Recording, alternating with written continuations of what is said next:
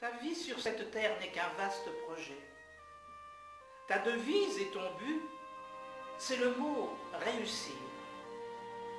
Et pour y arriver, mon ami, tu es prêt à user les moyens les meilleurs et les pires. Qu'y a-t-il de caché derrière ce mot magique? Il y a l'amour, la gloire, mais plus souvent l'argent. Tu veux que l'on t'admire, conquérant magnifique. Tu veux rayer tout seul sur les choses et les gens. Que ne ferait-on pas pour voir son nom briller? Que ne ferait-on pas pour vivre et posséder? Parfois, n'irait-on pas jusqu'à vendre son âme pour bien se protéger du malheur et des larmes? Que je te plains, ami, qui n'a que ce seul but. Que restera-t-il de toi lorsqu'au fil des années, l'amour et puis la gloire pour toi auront vécu et que les hommes ingrats t'auront presque oublié? As-tu jeté les yeux vers ton éternité? As-tu daigné chercher bien au-dessus de toi? Et t'es-tu seulement un beau jour demandé si quelqu'un de plus fort pouvait régner sur toi? Tu es sur cette terre par la grâce de Dieu. N'as-tu jamais pensé que tu pouvais faire mieux? Que ton intelligence, employée pour les autres, aurait pu faire de toi le plus grand des apôtres? Qu'il y a bien plus précieux que l'or, que l'argent et que l'or, que rien de tout cela ne résiste à la mort, et que c'est maintenant qu'il faut changer ton sort.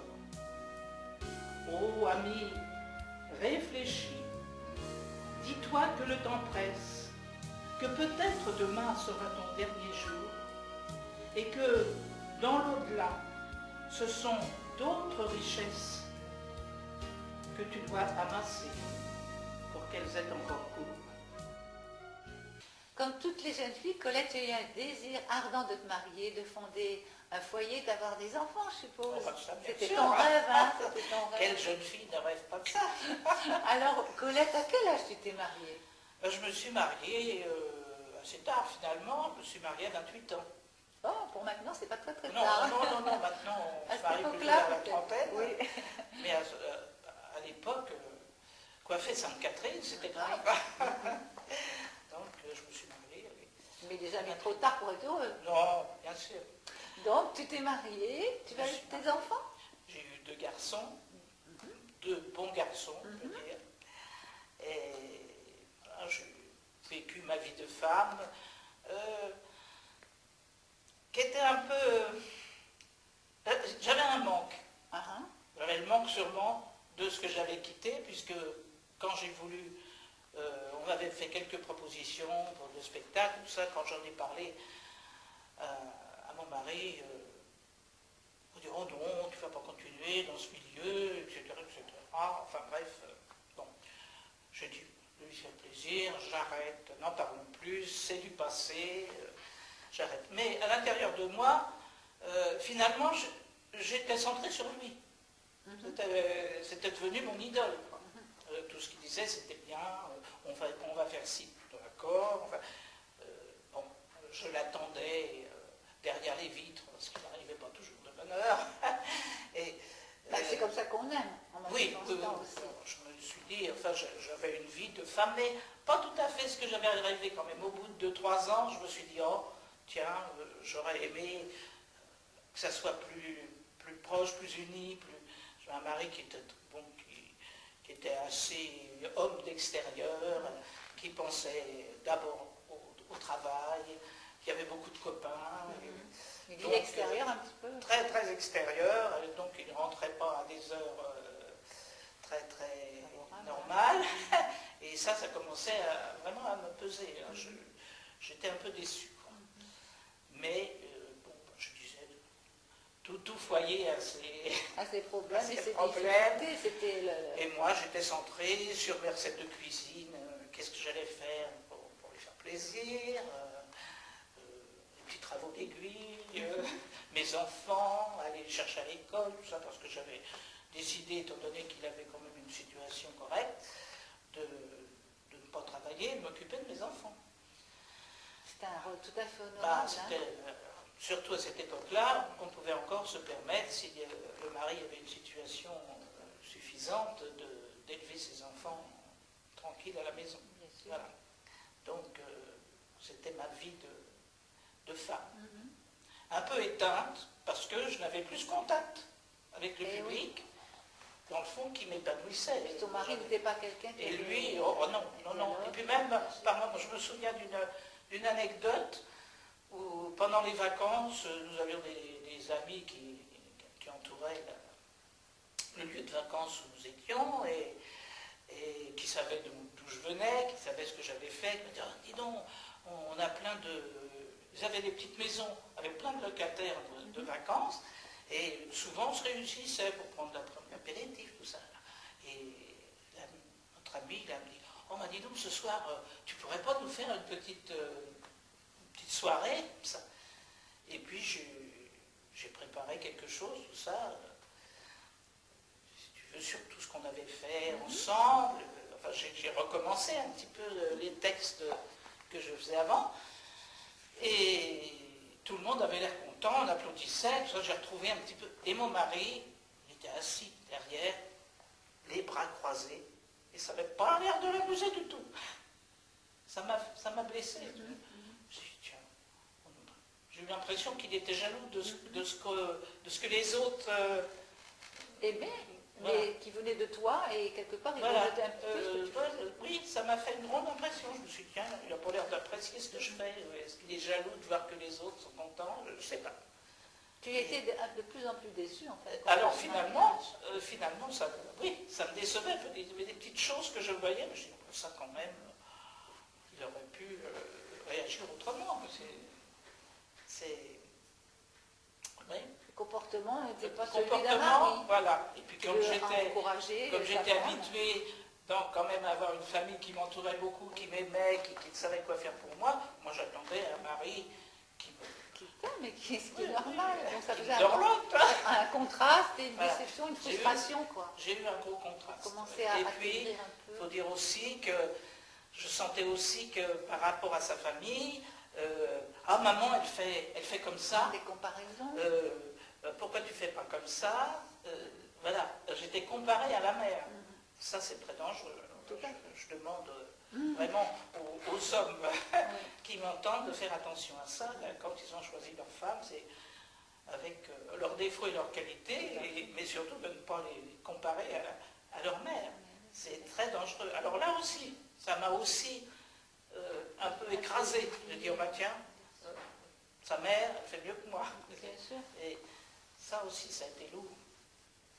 Et puis, la vie a continué comme ça, mais elle ne peut pas continuer longtemps comme ça, parce que c'était quand même un mariage qui allait en s'étiolant, en se désagrégeant quelque part. Parce qu'à partir du moment où on a moins d'amour, moins d'intérêt, parce que c'est ce qui se produisait par rapport à son comportement, il est normal que dans ton cœur, il y avait des déceptions, des frustrations. Oui, j'étais peut-être un manque d'amour, l'amour maintenant qui devait un petit peu... J'étais de plus en plus frustrée. Colette, ton mariage s'est étiolé quelque part. Tout à fait, j'étais tout à fait déçu, et je me disais, dans le fond, est-ce que j'ai fait le bon choix? Et c'est à ce moment-là, justement, que mes souvenirs sont revenus de cette période où j'avais touché à cet occultisme, on peut dire, à travers cette femme qui était venue à la maison et qui m'avait prédit, vous vous marierez à 28 ans, et les initiales sont ces initiales. Et ça m'a interloqué parce que je me suis dit, mais je me suis mariée à 28 ans, les initiales correspondent, je ne suis pas heureuse. Donc, tout ça, il y a un problème.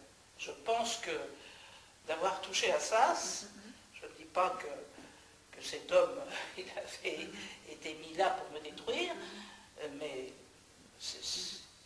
tu n'avais pas cherché en fin de compte, et c'est venu à toi, et puis après quelques années, les conséquences de ces paroles données par cette femme qui paraissaient vraies, Oui. qui paraissaient vraies, Oui. et tout le prouvait, puisque tu t'es marié, c'était les mêmes initiales, mais avec le temps, et pas très longtemps après le mariage, le comportement de cet homme t'a montré qu'il ne t'apportait pas le bonheur. Voilà. Donc en fait, cette femme ne t'avait pas prédit du bonheur. Non. Tout en te donnant la date de ton mariage, ou l'année de ton mariage, et en te donnant aussi les initiales de cet homme. Ce n'était pas une prédiction de bonheur.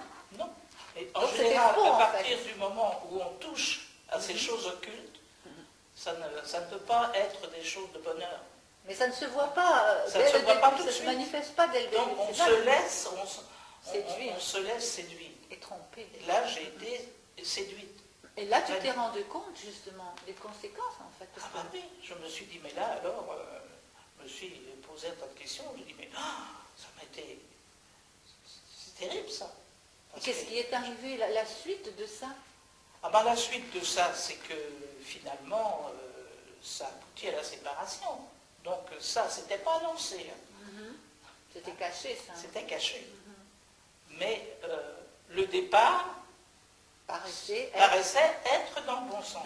En général, j'ai constaté sur certaines personnes aussi qu'il y a un effet destructeur. Parce que même cette amie à qui on avait prédit qu'elle mourrait à 60 ans, qui s'est pendant des années, elle s'est rongée les sangs en disant « Oh là là, j'en ai plus pour longtemps ». Elle attendait tout le temps. Voilà, sa mort, elle en fait. attendait sa mort. C'est destructif, ça. Quand on touche à ça, de toute façon, même si ça a l'air vrai, il y a quelque chose de C'est du destructeur mensonge derrière. après. Il y a le mensonge Il y a une après. révélation après. Ouais, exactement. Donc cela t'a amené à te séparer de ton mari. Oui, si on veut, mais il y a une chose quand même que je voudrais signaler avant, parce que nous ne sommes pas séparés tout de suite. J'ai attendu 14 ans,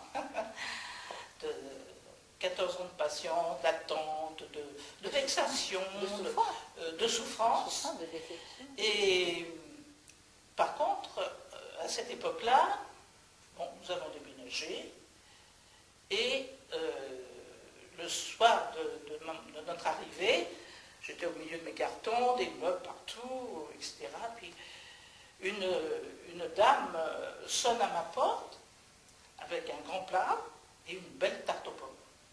Je dis, bon, elle a dû se tromper de porte, ça doit pas être ça. Et je lui ouvre quand même. Puis cette charmante dame me dit, mais est-ce que vous me permettez, madame, de vous offrir cette tarte? J'étais interloqué, je dis quand même, on a des gens gentils. Et comme je suis gourmande, j'ai accepté. Et puis elle me dit, bah, vous avez des petits-enfants, là, ce soir vous n'aurez pas le temps sûrement de mettre quelque chose en route, ils auront au moins un bon dessert. Alors, je l'ai remercié, et tout ça, puis pour la remercier, j'ai dit, oh, bah, quand je serai un peu installé, vous viendrez, on prendra un thé ensemble, et on pourra mieux se connaître, et c'est ce qu'on a fait. Et un jour, justement, en l'invitant à prendre le thé, nous parlons de nos situations, de nos maris, etc. Et elle me dit, le mien est pasteur. Ah bon? Oh, moi, je lui dis, bon, ça ne m'étonne pas. Alors, elle a appris À servir les autres. Bon, je dis, moi, il est chez l'entreprise. Et elle, vraiment, elle était tellement charmante, cette femme. Elle me dit, surtout, je sais ce que c'est. Ils avaient beaucoup déménagé aussi. Elle dit, je sais ce que c'est d'arriver dans un endroit qu'on ne connaît pas. On habite d'abord le pavillon qui fait le coin. Si vous avez besoin de quelque chose, ne vous gênez pas. Je suis là, appelez-moi. Quel soulagement. Ça faisait du bien, C'est déjà. vraiment un soulagement. Et pour... alors, comme elle m'avait dit que son mari n'était pas ça, et en plus, elle m'avait dit, mais vous, alors naturellement, c'est un peu parti sur la question foi, etc. Et on me dit, vous avez une Bible? Alors, je dis oui. Et c'était la Bible de cette brave tante qui était disparue à 23 ans. Vraiment, alors, avec une foi extraordinaire. Et ma grand-mère m'avait donné sa Bible. Mais moi, elle était bien installée sur une étagère, Elle dormait. puis je l'époussetais un peu de temps en temps, mais je ne l'ouvrais pas tellement. Quoi. Enfin, même je dirais que je ne l'ouvrais pas du tout. Je la respectais parce qu'elle appartenait à ma tante. Et elle m'a posé cette question, tu dis, oui, j'ai une Bible. Ah bon? Et alors, enfin j'ai été honnête quand même, je dis oui, c'était la Bible de ma tante, enfin, elle dit, vous voudriez pas étudier un peu plus ce qu'il y a à l'intérieur? Comme moi je suis assez curieuse de nature, je dis, si, ça m'étonnerait. Ben, si vous voulez, de temps en temps, je viendrai vous voir, on en discutera, etc. etc. Et on a commencé comme ça. Et ensuite, toujours par gentillesse, je lui dis, bon, hein, elle se donne du mal pour moi. Je vais aller voir un petit peu comment c'est dans son église. alors, je suis allée dans l'église où prêchait son mari. Et ce dimanche-là, naturellement, le message m'était destiné. Dis-moi comment. Dis-moi comment. Comment? Alors c'est très drôle. Parce que personne ne te connaissait à part cette femme. Non. Ce matin-là, au moment d'aller au culte, mes enfants n'en finissaient pas de se préparer. Et je me suis mise en colère. J'ai dit, ah non, ça va venir, etc. Je n'étais pas contente du tout. Et on est parti un peu précipitamment, et on arrive juste à l'église, au commencement. Et naturellement, le message était sur la colère. Ah, d'accord. Et un peu mordu les doigts, j'ai dit, tiens, il a su que je m'étais mis en colère ce matin. Il parle de moi, on parle de moi, on me connaît. Et j'étais accueillie très gentiment, il n'y avait pas beaucoup de place, il y a une dame qui a déplacé son enfant, on me donne un livre de cantique. Enfin, j'étais vraiment accueillie, je n'avais pas l'habitude de ça. Alors de temps en temps, je dis, oh ben tiens, je vais retourner, Alors j'ai essayé aussi d'entraîner mon mari. Il y avait mes enfants venaient au petit groupe du patronage qu'il y avait, et les fêtes de Noël, à la fête de Noël, naturellement, les enfants participaient, et j'avais dit à mon mari, écoute, il faut venir voir les enfants quand même. Il était venu, comme ça, alors, ça coulait vraiment tout à fait au-dessus de sa tête. Et finalement, il me laissait y aller, hein. Il ne faisait pas de réflexion, mais enfin, je pense que ça encore, ça doit être une espèce de coupure, parce que lui, au niveau spirituel, il n'y avait rien du tout.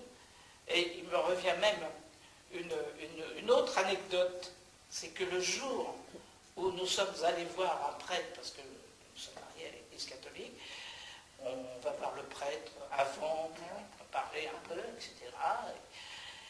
Et quand mon mari est sorti de cet entretien, je lui dis, alors, ça s'est bien passé? Qu'est-ce qu'il t'a demandé? Et il me dit, il m'a demandé si je serais fidèle. Alors je dis, et alors qu'est-ce que tu as répondu? Oh je lui ai dit que ça c'était une question qui ne se posait pas, on ne peut pas savoir à l'avance. C'est incroyable. Alors, si j'avais été un petit peu intelligent, j'aurais dit quoi? Déjà, il veut m'épouser, mais il n'est pas sûr de me rester fidèle. C'est la moindre des choses, hein, quelques jours avant le mariage, de dire au moins... Enfin, il a été honnête quand même, oui, il faut reconnaître qu'il a été vrai. Il a été vrai. Donc, ça aussi, ça m'avait choqué. Donc, tu as découvert ton mari au fil des années? Au fil des années, j'ai découvert plein de choses, et si je te racontais tout, j'ai vraiment été déçu par la suite. C'était vraiment des coups de bâton que je recevais sur le cœur et sur la tête, parce que c'était presque une double vie.